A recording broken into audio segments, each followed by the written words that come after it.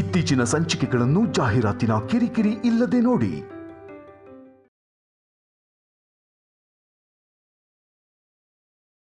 ಇದೇನ್ ಮನಜಾಕ್ಷಿ, ಸ್ಕೂಲಿಂದ ನನ್ ಮಗಳನ್ ಕರ್ಕೊಂಡ್ ಬಂದ್ಯಂತೆ, ಯಾಕೆ?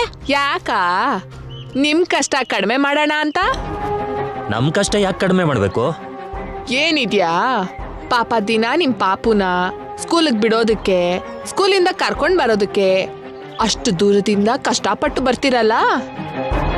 ನಾಳೆಯಿಂದ ನಿಮ್ ಪಾಪುಗೋಸ್ಕರ ನೀವು ಸ್ಕೂಲ್ಗೆ ಹೋಗೋದ್ ಬೇಡ. ಯಾಕೆ ಮನಜಾಕ್ಷಿ? ನೀವ್ ನನ್ನ ಹತ್ರ ತಗೊಂಡಿರೋ ಸಾಲನ ಬಡ್ಡಿ ಸಮೇತ ತೀರ್ಸೋ ತನಕ ನಿಮ್ ಪಾಪು ಸ್ಕೂಲಿಗೆ ಹೋಗಲ್ಲ. ನೀವ್ ನನ್ ಬಾಕಿ ತೀರ್ಸೋವರೆಗೂ ಅಡ ಇಟ್ಟ ಹಾಗೆ ನಿಮ್ ಮಗಳು ನನ್ ಮನೇಲಿ ಇರ್ತಾಳೆ. ಅರ್ಥ ಆಯ್ತಾ?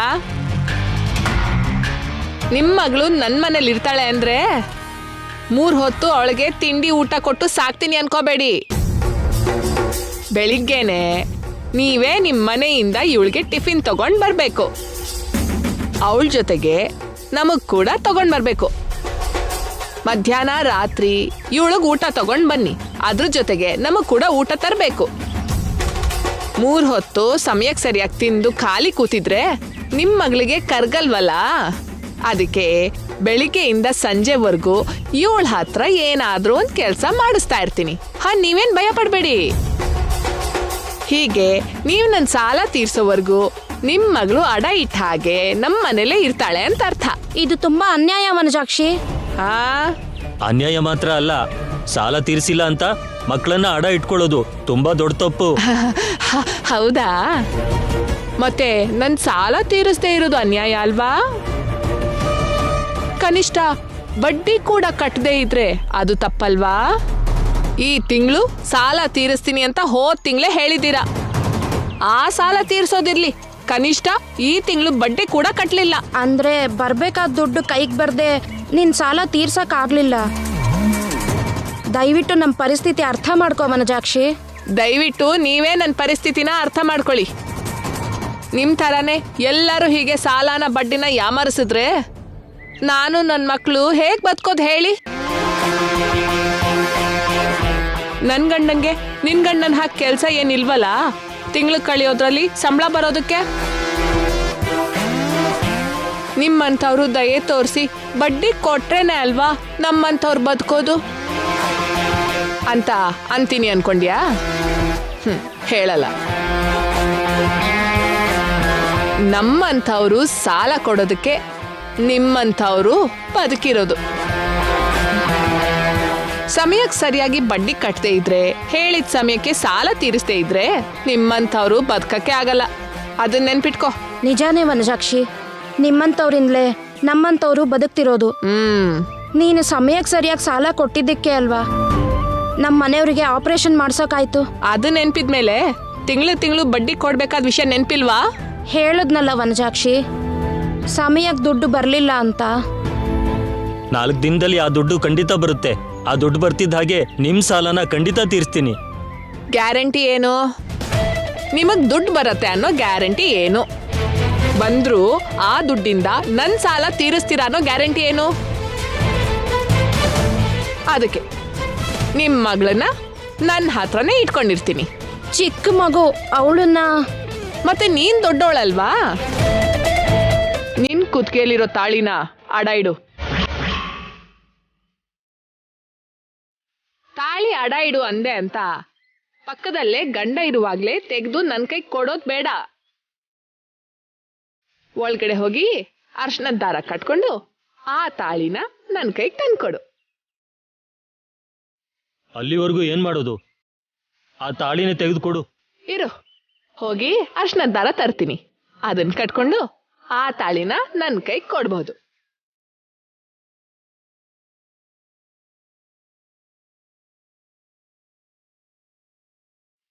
ತಗೋ, ಈ ಅರ್ಶನದ ದಾರ ಕಟ್ಕೊಂಡು ನಿನ್ ತಾಳಿ ಕೊಡು.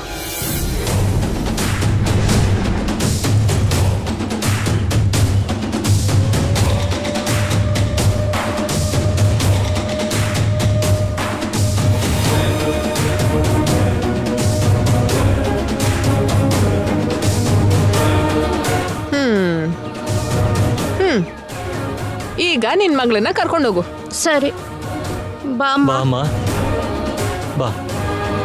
ಹಾ, ಒಂದ್ ನಿಮಿಷ. ನಿನ್ ತಾಳಿ ಸರನ ಅಡ ಇಟ್ಟು ಹೋಗ್ತಿದ್ಯಾ ಅಂದ್ರೆ ನಿನ್ ಗಂಡನ್ನೇ ಅಡ ಇಟ್ಟು ಹೋಗ್ತಿದ್ಯಾ ಅಂತ ಅರ್ಥ.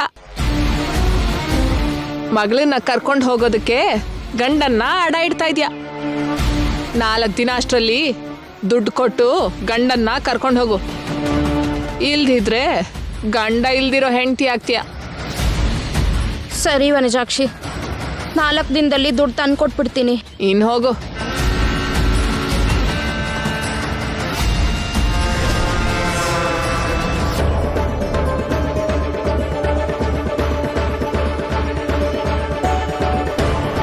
ವನಜಾಕ್ಷಿ ಅಂದ್ರೆ ಸುಮ್ನೆನಾ?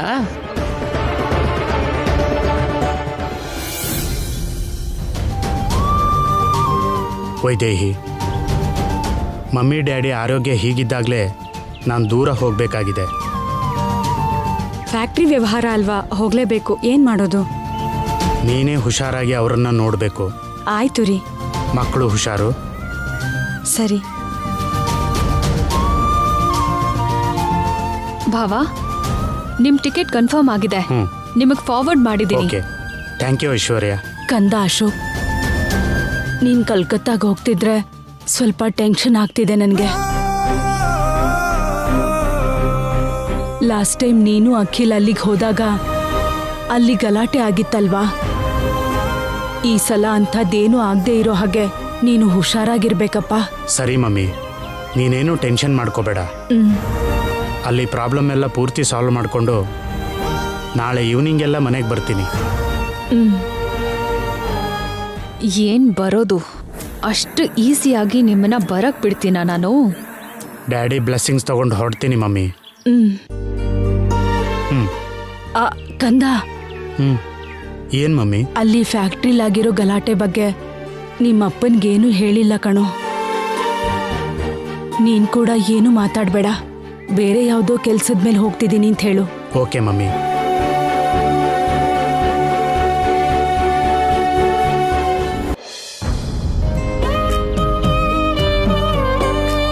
ಡ್ಯಾಡಿ, ನಮ್ಮ A1 ಮಸಾಲಾ ಕಂಪ್ನಿ ಡೀಲರ್ಶಿಪ್ ಬೇಕು ಅಂತ ಬಂಗಾಳಿಂದ ತುಂಬ ಜನ ಫೋನ್ ಮಾಡಿ ಕೇಳ್ತಿದ್ದಾರೆ. ಆ ಕೆಲಸದ ಮೇಲೆ ನಾನು ಕಲ್ಕತ್ತಾ ಹೋಗ್ತಿದ್ದೀನಿ. ನಾಳೆ ಈವ್ನಿಂಗ್ ಎಲ್ಲ ಬಂದ್ಬಿಡ್ತೀನಿ. ನಾನು ಹೋಗಿರೋ ಕೆಲಸ ಸಕ್ಸಸ್ಫುಲ್ ಆಗಲಿ ಅಂತ ನಂಗೆ ಆಶೀರ್ವಾದ ಮಾಡಿ. ಬರ್ತೀನಿ ಡ್ಯಾಡಿ.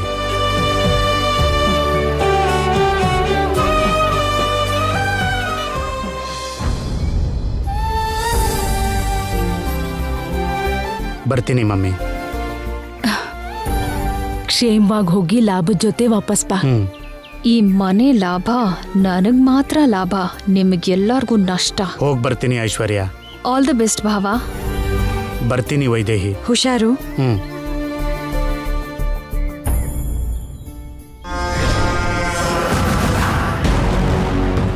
ಆಲ್ ದಿ ಬೆಸ್ಟ್ ಹೇಳಿದ್ದು ನಿನಗಲ್ಲ, ನನಗೆ. ಫ್ಯಾಕ್ಟ್ರಿ ಕಂಟ್ರೋಲ್ ನಾನ್ ತಗೊಂಡಿದ್ದಕ್ಕೆ ಆಲ್ ದಿ ಬೆಸ್ಟ್ ಹೇಳ್ದೆ.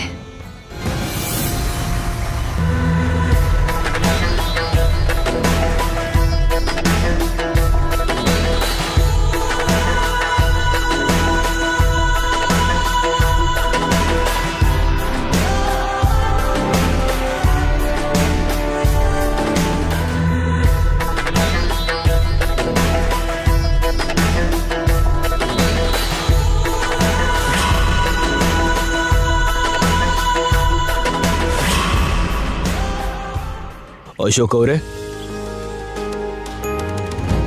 ಅಶೋಕ್ ಅವರೇ, ಬನ್ನಿ.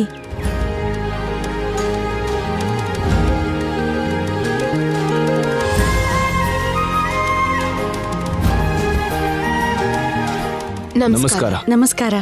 ಅವ್ರಿಲ್ಲ ಸರ್, ಊರಿಗೆ ಹೋದ್ರು. ವಸಂತ ಅವರಿಗೆ ಬ್ಲಡ್ ಕೊಟ್ಟಿದ್ದು ನಾವೇ. ಓ, ಅದ್ ನೀವೇನಾ? ಸರಿ, ಕೂತ್ಕೊಳ್ಳಿ, ನಾನು ಅತ್ತೆನ್ ಕರಿತೀನಿ.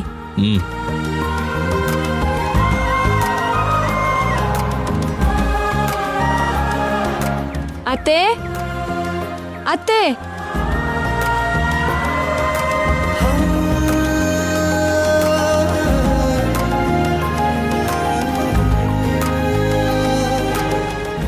ಅತ್ತೆ ಇವರೇ ನಿಮಗೆ ಬ್ಲಡ್ ಕೊಟ್ಟಿದ್ದು. ನಮಸ್ಕಾರ.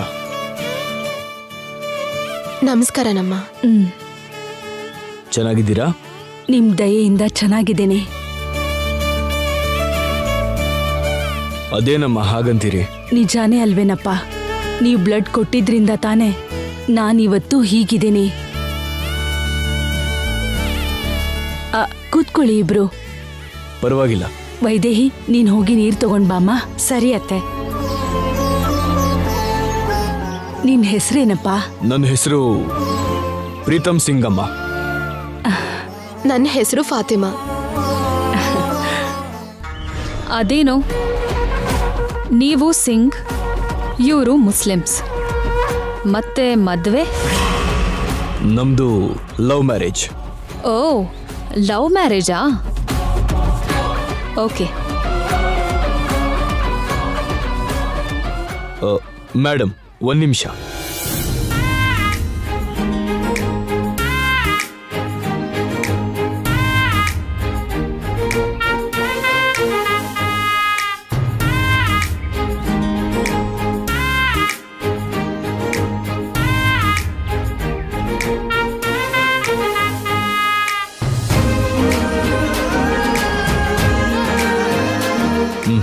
ತಗೊಳ್ಳಿ ಅಮ್ಮ. ಏನಪ್ಪ ಇದು? ಫ್ರೂಟ್ಸ್. ದೊಡ್ಡವ್ರ ಹತ್ರ ಆಗ್ಲಿ ಮಕ್ಕಳ ಹತ್ರ ಆಗ್ಲಿ ಖಾಲಿ ಕೈಲಿ ಹೋಗ್ಬಾರ್ದು ಅಂತಾರಲ್ಲಮ್ಮ. ತಗೊಳ್ಳಿ ಅಮ್ಮ. ನಮ್ ತೃಪ್ತಿಗೋಸ್ಕರ ತಗೊಳ್ಳಿಮ್ಮ. ಸರಿನಪ್ಪ.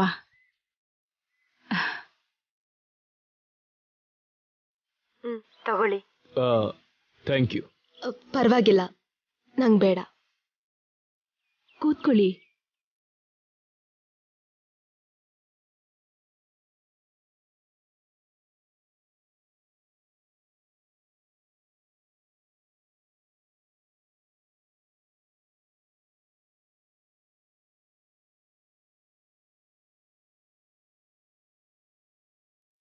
ಮಮ್ಮಿ ಮಮ್ಮಿ, ನನ್ನ ಹೋಮ್ವರ್ಕ್ ಪೂರ್ತಿ ಫಿನಿಶ್ ಆಯ್ತು. ಹೌದಾ? Very good. ಹಾಯ್ ಪುಟ್ಟ, ಇಲ್ಬಾ. ನಿನ್ಗೋಸ್ಕರ ಏನ್ ತಂದಿದ್ದೀನಿ ನೋಡು.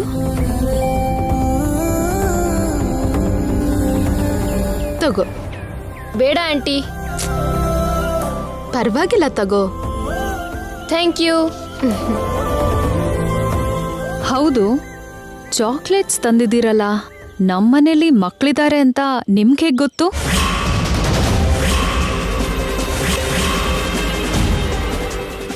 ನೀವು ಫೋನ್ ಮಾಡಿದಾಗ ಭಾವ ಏನಾದರೂ ಹೇಳಿದ್ರಾ ನಮ್ಮ ಮನೇಲಿ ಮಕ್ಕಳಿದ್ದಾರೆ ಅಂತ? ಅಯ್ಯೋ ಇಲ್ಲ ಬಿಡಿ, ಅವರೇನು ಹೇಳಲಿಲ್ಲ. ಮತ್ತೆ ಚಾಕ್ಲೇಟ್ಸ್ ಯಾಕೆ ತಂದಿದ್ದು? ಅಂದ್ರೆ ನಿಮ್ಮ ಮನೇಲಿ ಮಕ್ಕಳು ಇರ್ತಾರೆ ಅಂತ ಗೆಸ್ ಮಾಡಿ ತಂದ್ವಿ ಮಾಡಿ.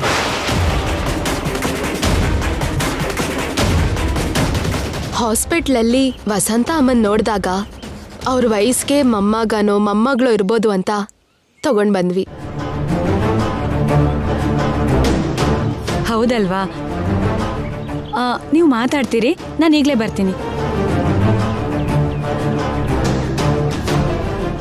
ಹೌದು, ಅವತ್ತು ಬ್ಲಡ್ ಕೊಟ್ಟು ಅಷ್ಟು ಬೇಗ ಹೊರಟೋದ್ರಲ್ಲ, ಯಾಕೆ?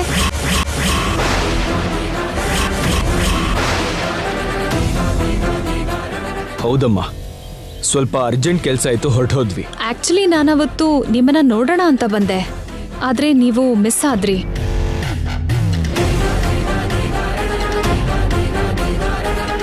ನಮ್ಮ ಅತ್ತೆಗೆ ಬ್ಲಡ್ ಬೇಕು ಅಂತ ನಿಮ್ಗೆ ಯಾರು ಹೇಳಿದ್ದು?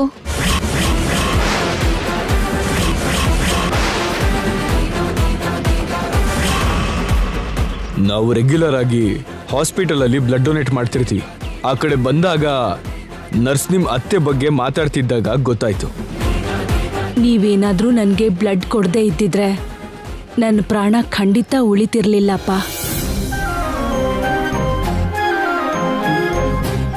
ಅಯ್ಯೋ, ಹಾಗೆ ಹೇಳ್ಬೇಡಿ ಅಮ್ಮ.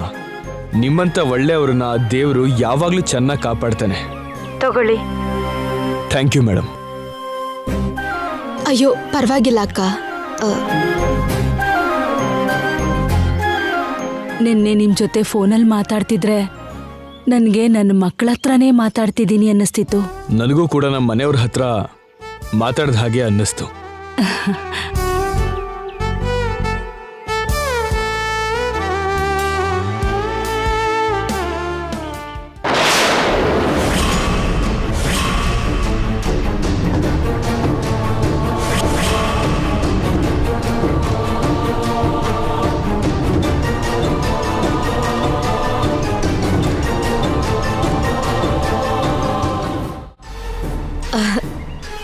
ಈ ಪಾಯಸ ಅಂದ್ರೆ ಇವ್ರಿಗೆ ತುಂಬಾ ಇಷ್ಟ. ಹೌದಾ? ನನ್ನ ಚಿಕ್ಕ ಮಗನ್ ಕೂಡ ಪಾಯಸ ಅಂದ್ರೆ ಸ್ವೀಟ್ ಅಂದ್ರೆ ತುಂಬಾ ಇಷ್ಟ.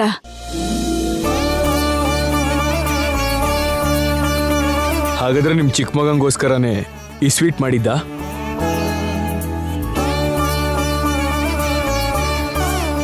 ಈಗ ಅವರು ಇಲ್ಲಿ ಇರೋದಿಲ್ಲ ಬಿಡಿ. ಮತ್ತೆ ಎಲ್ಲಿರ್ತಾರೆ ಇವಾಗ? ಅವನ್ ಹೆಂಡತಿ ಅವನ್ ಮನ್ಸನ್ನ ಕೆಡ್ಸಿ ಬೇರೆ ಮನೆ ಮಾಡಿದಾಳೆ.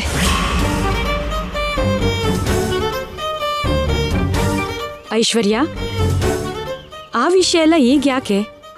ಹೌದೌದು, ಎಲ್ಲರೂ ಹ್ಯಾಪಿಯಾಗಿರೋ ಟೈಮಲ್ಲಿ ಅವ್ರ ವಿಷಯ ಯಾಕೆ ಬಿಡು.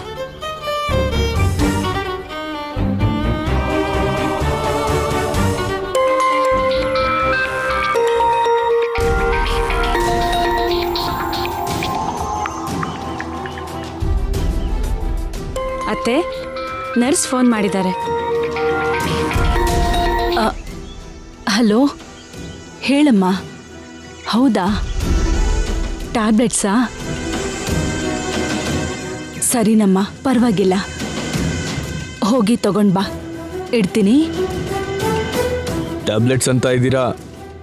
ಸಾರ್ಗೆ ಮೈ ಹುಷಾರಿಲ್ವಮ್ಮ? ಅದು ದೊಡ್ಡ ಕತೆ ಬಿಡಿ. ನನ್ ಚಿಕ್ಕ ತಂಗಿ ಅದೆಲ್ಲ ಈಗ ಯಾಕೆ ಐಶ್ವರ್ಯ?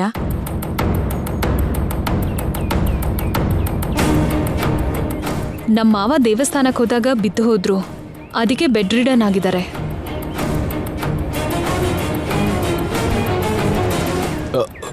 ಅಯ್ಯೋ ಪಾಪ, ಸಾರ್ನ ಒಂದ್ಸಲ ನೋಡ್ಬೋದಮ್ಮ? ಸರಿನಪ್ಪ, ಮೊದಲು ನೀವಿಬ್ರು ತಿನ್ನಿ, ಆಮೇಲೆ ಹೋಗೋಣ. ಸಾಕಮ್ಮ, ಹೋಗಿ ಸಾರ್ನ ನೋಡೋಣ ಬನ್ನಿ. ಅಯ್ಯೋ, ತಿಂದೇ ಹೇಳ್ತಿದ್ಯಲ್ಲಪ್ಪ. ಮತ್ತೆ ಈ ಸ್ವೀಟ್ ಅಂದ್ರೆ ನಿನಗಿಷ್ಟ ಅಂದೆ. ಇಷ್ಟನೇ ಅಮ್ಮ, ಆದ್ರೆ ಈಗಷ್ಟೇ ಟಿಫನ್ ಮಾಡ್ಕೊಂಡ್ಬಂದ್ವಿ.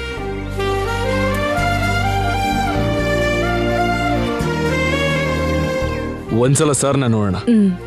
ಬಾಪ. ನಡೀರಿ. ಬಾಪ.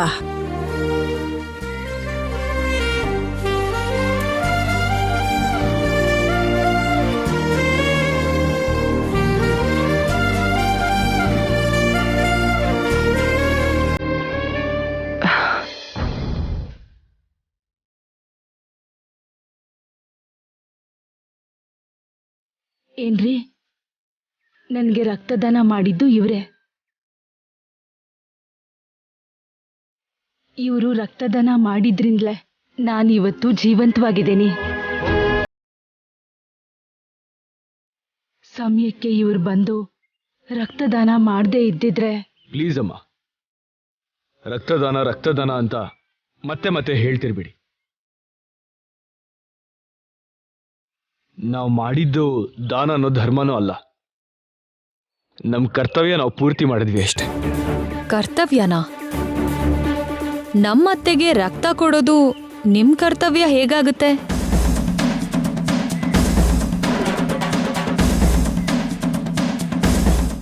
ಅದು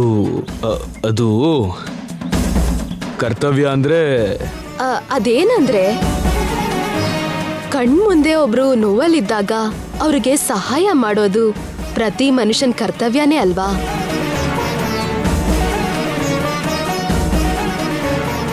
ಹಾಗೆ ನಮ್ ಕರ್ತವ್ಯನ ನಾವು ಪೂರ್ತಿ ಮಾಡಿದ್ವಿ ಅಂದಿದ್ದು. ಹೌದು, ಅಷ್ಟೇನಮ್ಮ.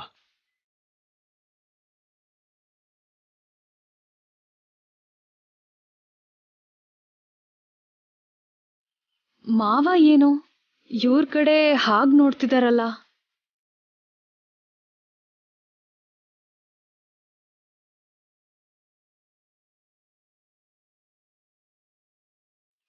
ಈ ಹುಡುಗನ್ ಮುಖ ಎತ್ತರ ಎಲ್ಲ ಥೇಟ್ ನಮ್ ಅಖಿಲ್ ಹಾಗೆ ಇದಾನಲ್ಲ.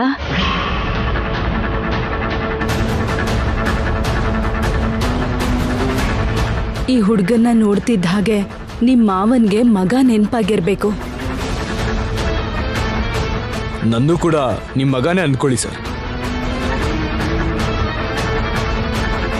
ಏನು ಮಾವ, ಏನೋ ಹೇಳೋ ಪ್ರಯತ್ನ ಮಾಡ್ತಿರೋ ಹಾಗಿದೆ. ಏನಾಯ್ತು?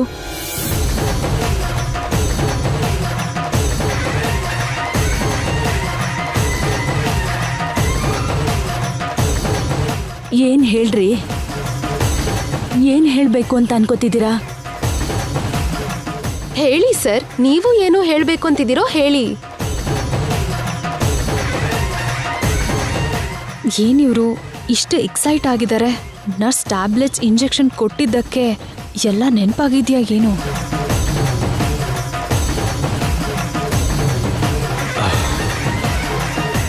ಹೇಳಿ ಹೇಳಿ ಸರ್, ಹೇಳಿ. ನೀವೇನೋ ಹೇಳಬೇಕು ಅನ್ಕೋತಿದ್ದೀರಾ ಅಲ್ವಾ?